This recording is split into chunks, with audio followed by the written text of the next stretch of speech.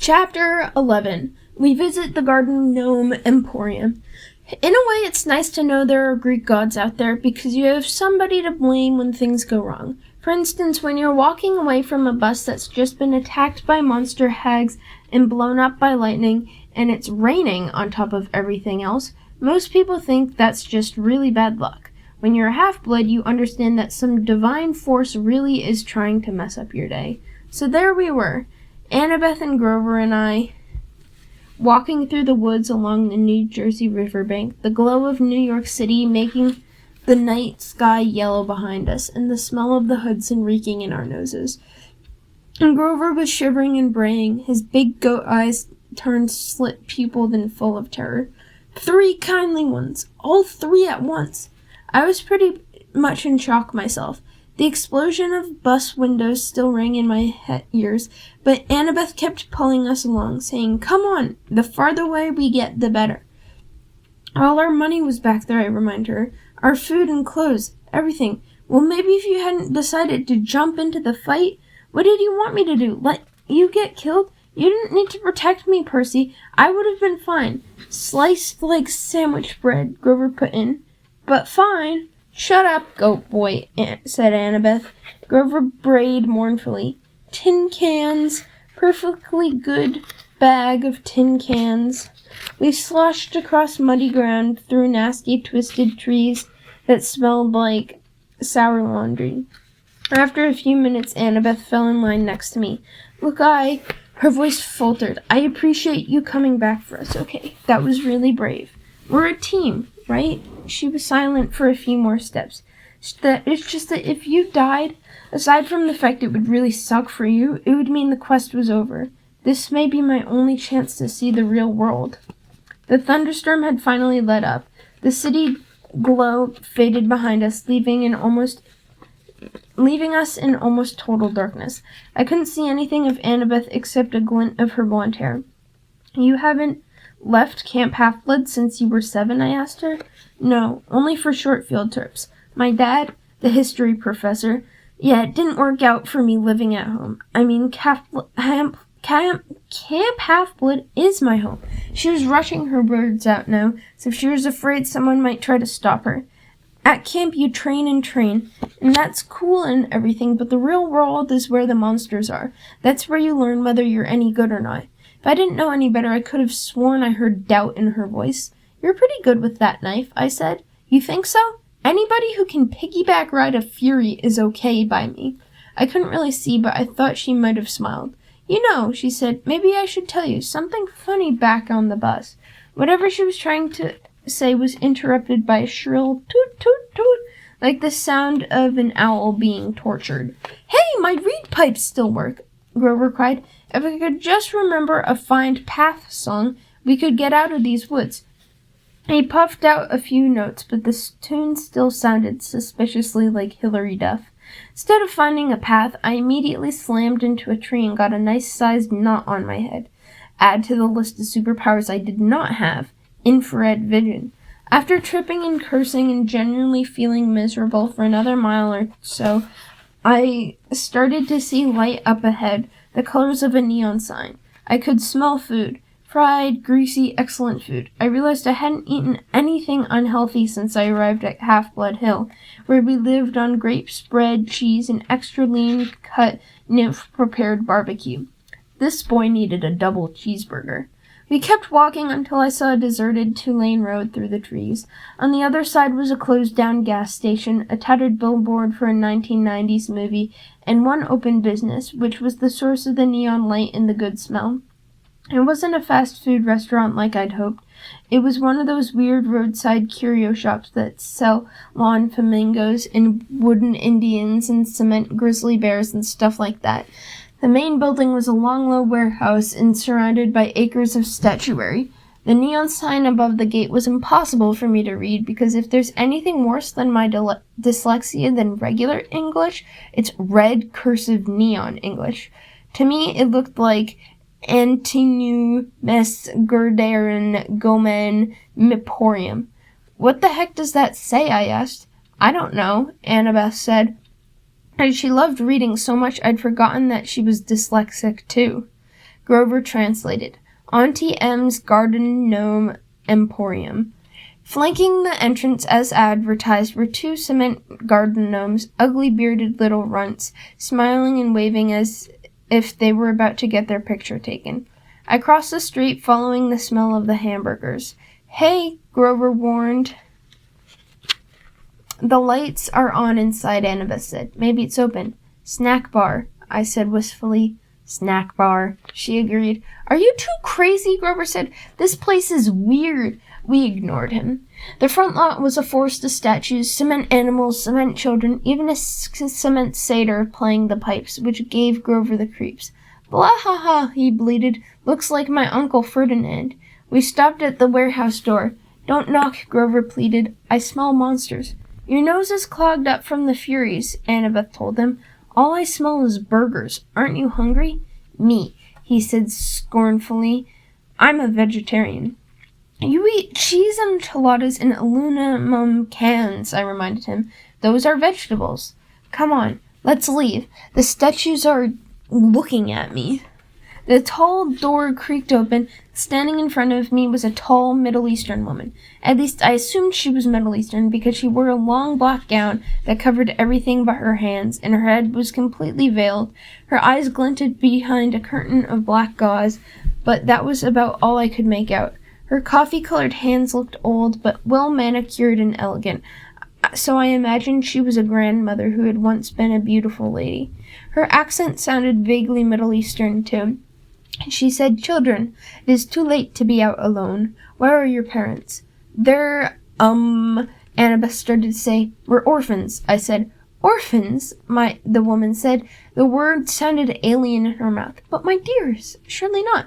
We got separated from our caravan, I told him. Our circus caravan.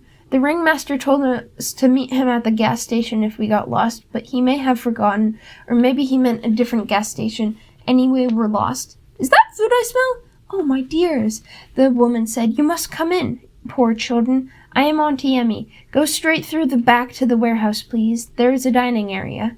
We thanked her and went inside. Annabeth muttered to me, Circus caravan? Always have a strategy, right? Your head is full of kelp. The warehouse was filled with more statues, people in all different poses, wearing different outfits and with different expressions on their faces. I was thinking you'd have to have a pretty huge garden to fit even one of these statues, because they were all life-size, but mostly I was thinking about food. Go ahead and call me an idiot for walking into a strange lady shop like that because I was hungry, but I do impulsive stuff sometimes. Plus, you've never smelled Auntie M's burgers. The aroma was like laughing gas in the dentist's chair. It made everything else go away. I barely noticed Grover's nervous whimpers or the way the statue's eyes seemed to follow me, or the fact that Auntie M had locked the door behind us. All I cared about was finding the dining area. And sure enough, there was at the back of the warehouse, a fast food counter with a grill, a soda fountain, a pretzel heater, and a nacho cheese dispenser. Everything you could want, plus a few steel picnic tables out front. Please sit down, Auntie Emmy said. Awesome, I said. Grover said reluctantly. We don't have any money, ma'am. Before I could jab him in the ribs, Auntie M said, No, children, no money. This is a special case, yes? It is my treat for such nice orphans. Thank you, ma'am, Annabeth said. Auntie M stiffened as if Annabeth had just done something wrong, but then the old woman relaxed just as quickly, so I figured it must have been my imagination. Quite all right, Annabeth, she said. You have such beautiful gray eyes, child. Only later did I wonder how she knew Annabeth's name, even though we had never introduced ourselves.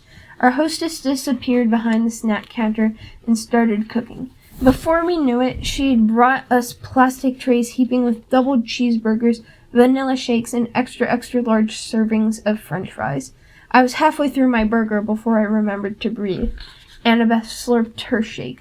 Grover picked at the fries and eyed the tray's waxed paper liner, as if he might go for that, but he still looked too nervous to eat. What's that hissing noise? He said.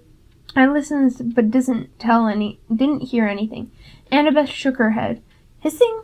Auntie M asked. Perhaps you hear the deep fryer oil. You have keen ears, Grover. I take vitamins for my ears.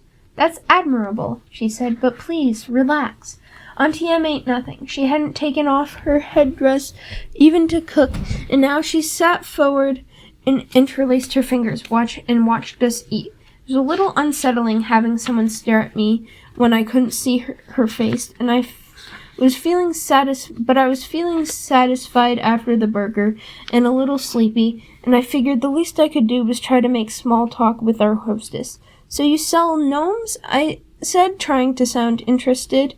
Oh yes, Auntie Em said, and animals, and people. Anything for the garden.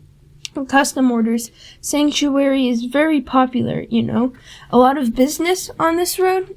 No, not so much, no. Since the highway was built, most cars, they do not go this way now. I must cherish every customer I get. My neck tingled as if someone else was looking at me. I turned, but it was just a statue of a young girl holding an Easter basket. The detail was incredible, much better than you'd see in most garden statues, but something was wrong with her face. It looked as though she was startled, or even terrified. Ah, Auntie Em said sadly, you notice some of my creations do not turn out well.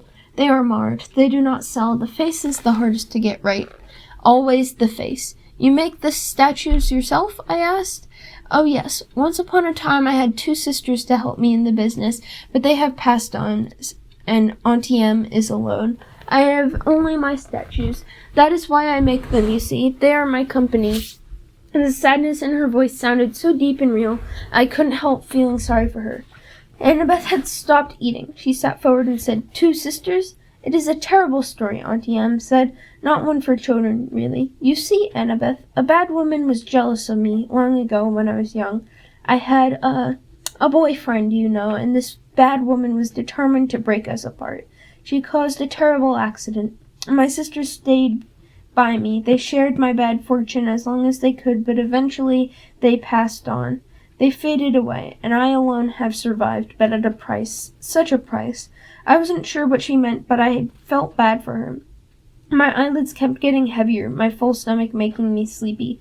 Poor old lady. Who would want to hurt someone so nice? Percy, Annabeth was shaking me to get my attention. Maybe we should go. I mean, the ringmaster will be waiting. She sounded tense. I wasn't sure why. Grover was eating the wax paper off the tray now, but if Auntie Em found that strange, she didn't say anything. Such beautiful gray eyes, Auntie Em told Annabeth again. My, yes, it has been a long time since I've seen gray eyes like those. She reached out as if to stroke Annabeth's cheek, but Annabeth stood up abruptly. We really should go. Yes, Grover swallowed his wax paper and stood up. The ringmaster is waiting. Right. I didn't want to leave. I felt full and content. Auntie Em was so nice. I wanted to stay with her for a while. Please, dearest, Auntie Em pleaded. I so rarely get to be with children. Before you go, won't you at least sit for a pose? A pose? Annabeth asked wearily. A photograph. I will use it to model a new statue set. Children are so popular, you see. Everybody loves children. Annabeth shifted her weight from foot to foot. I don't think we can, ma'am. Come on, Percy. Sure we can, I said. I was irritated with, Annabeth for being so bossy, so rude to an old lady who just fed us for free. It's just a photograph. Annabeth, what's the harm? Yes, Annabeth, the woman purred. No harm. I could tell Annabeth didn't like it, but she allowed Auntie Em to lead us back out to the front door into the garden of statues. Auntie Em directed us to a park bench next to the stone satyr. Now, she said, I'll position you correctly. The young girl in the middle, I think, and the 2 young gentlemen on either side. Not much light for a photo, I remarked. Oh, enough, Auntie Em said. Enough for us to see each other, yes? Where's your camera? Grover asked. Auntie Em stepped back as if to admire the shot. Now the face is most difficult. Can you smile for me, please, everyone? A large smile. Grover glanced at the cement satyr next to him and mumbled, That sure does look like Uncle Ferdinand. Grover? Auntie Em chased. Look this way, dear. She still had no camera in her hands. Percy, Annabeth said. Some instinct warned me to listen to Annabeth, but I was fighting the sleepy feeling, the comfortable lull that came from the food and the old lady's voice. I'll give you just a moment, Auntie Em said. You know I can't see you very well in this cursed veil. Percy, something's wrong, Annabeth insisted. Wrong? Auntie Em said, reaching up to undo the wrap around her head. Not at all, dear. I have such a noble company tonight. What could be wrong? That is Uncle Ferdinand, Grover gasped. Look away from her, Annabeth shouted. She whipped her Yankees cap over her head and vanished. Her invisible hands pushed Grover and me both off the bench. I was on the ground looking at Auntie Em's sandaled feet. I could hear Grover scrambling off in one direction, Annabeth in another, but I was too dazed to move. Then I heard a strange rasping sound above me. My eyes rose to Auntie Em's hands, which had turned gnarled and warty, like Sharp-Ron's talons for fingernails. I almost looked higher, but somewhere off to my left, Annabeth screamed, No! Don't! More rasping, the sounds of tiny snakes right above me from about where Auntie Em's head would be. Run! Grover bleated. I heard him racing across the gravel, yelling, Maya! To kickstart his flying sneakers. I couldn't move. I stared at Auntie Em's gnarled claws and tried to fight the groggy trance the old woman had put me in. Such a pity to destroy a handsome young face, she told me soothingly. Stay with me, Percy. All you have to do is look up. I fought the urge to obey. Instead, I looked to one side and saw one of those glass spheres people put in gardens, a gazing bowl. I could see Auntie Em's dark reflection in the orange glass. Her headdress was gone, revealing her face as a shimmering pale circle. Her hair was moving, writhing, like serpents. Auntie Em. Auntie Em. How could I have been so stupid? Think, I told myself. How did Medusa die in the myth? But I couldn't think. And something told me that in the myth Medusa had been asleep when she was attacked by my namesake, Perseus. She wasn't anywhere near asleep now. If she wanted, she could take those talons right now and rake open my face. The gray-eyed one did this to me, Percy, Medusa said, and she didn't sound anything like a monster. Her voice invited me to look up, to sympathize with a poor old woman. Annabeth's mother, the cursed Athena, turned me from a beautiful woman into this. Don't listen to her, Annabeth's voice shouted somewhere in the sanctuary. Run, Percy! Silence! Medusa snarled. Then her voice modulated back to a comforting purr. You see why I must destroy the girl, Percy. She's my enemy's daughter. I shall crush her statue to dust. But you, dear Percy, you will not serve her. No, I muttered. I tried to make my legs move. Do you really want to help the gods? Medusa asked. Do you understand what awaits you on this foolish quest, Percy? What will happen to you if you reach Olympus? And what will happen to you if you reach the underworld? Do not be upon the Olympians, my dear. You would be better off as a statue. Less pain. Percy! Below me I heard a buzzing sound, like a 200-pound hummingbird in a nosedive. Grover yelled, Duck! I turned and saw that he was in the night sky, flying in from 12 o'clock with his winged shoes fluttering. Grover holding a tree branch the size of a baseball bat. His eyes were shut tight, his head twitching from side to side. He was navigating by ears and nose alone. Duck, he yelled again. I'll get her. That finally jolted me into action. Knowing Grover, I was sure he'd miss Medusa and nail me. I dove to one side. Thwack! At first I figured it was the sound of Grover hitting a tree. Then Medusa roared in rage. You miserable satyr, I snarled. I'll add you to my collection. That was for Uncle Ferdinand, Grover yelled back. I scrambled away and hid in the sanctuary while Grover swooped down for another pass. Ker-whack! Arg! Medusa yelled, her snake hair hissing and spitting. Right next to me, Annabeth's voice said, Percy! I jumped so high my feet nearly cleared a garden gnome. Jeez, don't do that! Annabeth took off her Yankees cap and became visible. You have to cut her head off. What, are you crazy? Let's get out of here. Medusa's a menace. She's evil. I'd kill her myself, but... Annabeth swallowed as if she were about to make a difficult admission. But you've got the better weapon. Besides, I'd never get close to her. She'd slice me to bits because of my mother. You have a chance. What? I can't... Look, do you want her turning more innocent people into statues? She pointed to a pair of statue lovers, a man and a woman with their arms around each other, turned to stone by the monster. Annabeth grabbed a green gazing ball from a nearby pedestal. A polished shield would be better. She studied the sphere critically. The convexity will cause some distortion. The reflection size should be off by a factor of... Will you speak English? I am! She tossed me the glass ball. Just look at her in the glass. Never look at her directly. Hey guys, Grover yelled at somewhere above us. I think she's unconscious. Roar! Maybe not, Grover corrected. He went in for another pass with the tree branch. Hurry, Annabeth told me. Grover's got a great nose, but he'll eventually crash. I took out my pen and uncapped it. The bronze blade of Riptide elongated in my hand. I followed the hissing and spitting sounds of Medusa's hair. I kept my eyes locked on the gazing ball, so I wouldn't glimpse Medusa's only glimpse Medusa's reflection, not the real thing. Then in the green-tinted glass I saw her. Grover was coming in for another turn at bat, but this time he flew a little too low. Medusa grabbed the stick and pulled him off course. He tumbled through the air and crashed into the arms of a stone grizzly bear with a painful oomph. Medusa was just about to lunge at him when I yelled, "Hey!"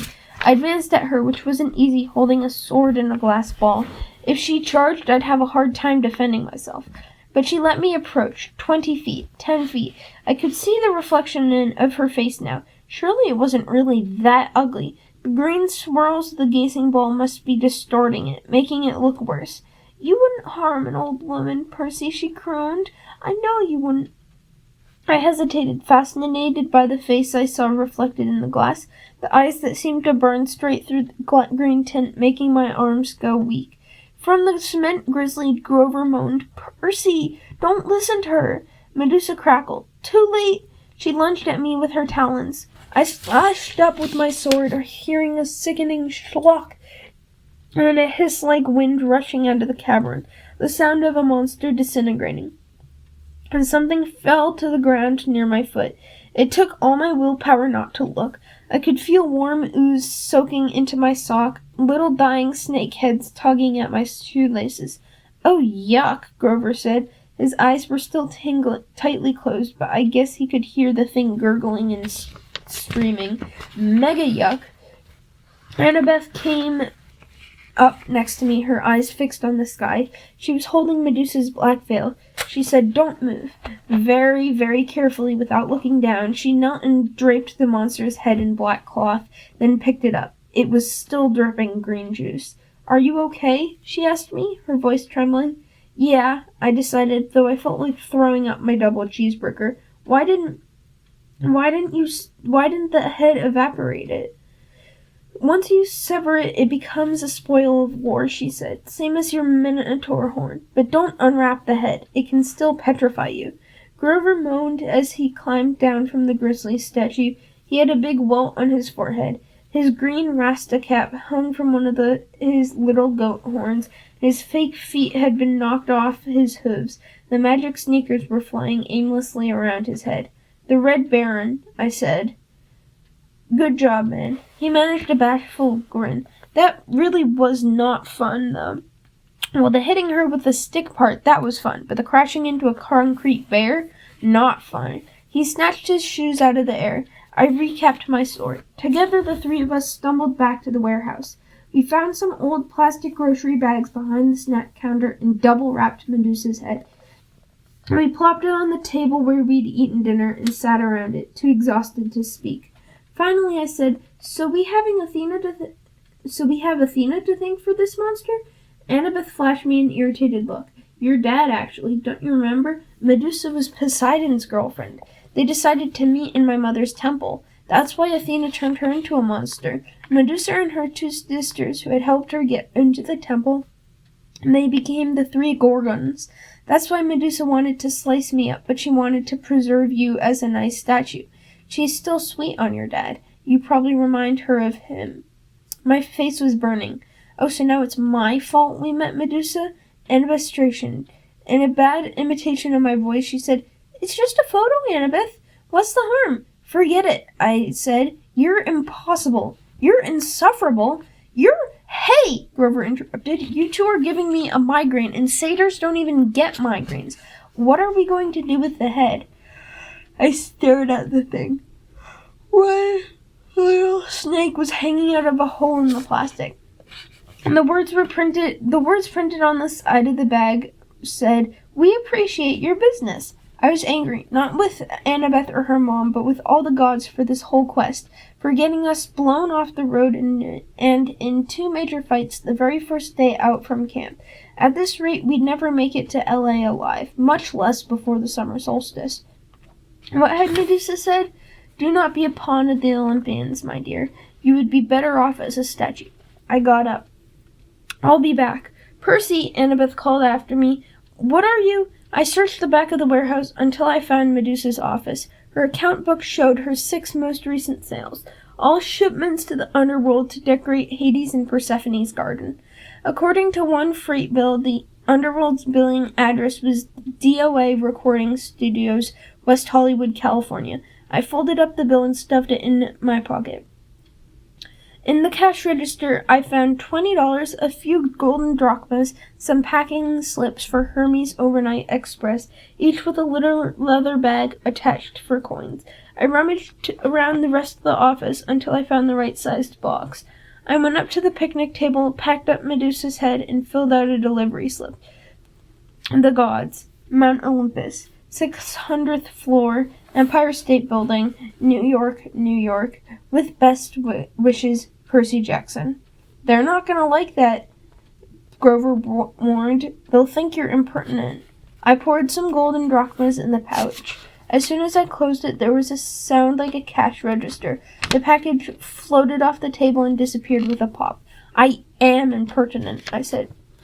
I looked at Annabeth, daring her to criticize. She didn't. She seemed resigned to the fact that I had a major talent for ticking off the gods.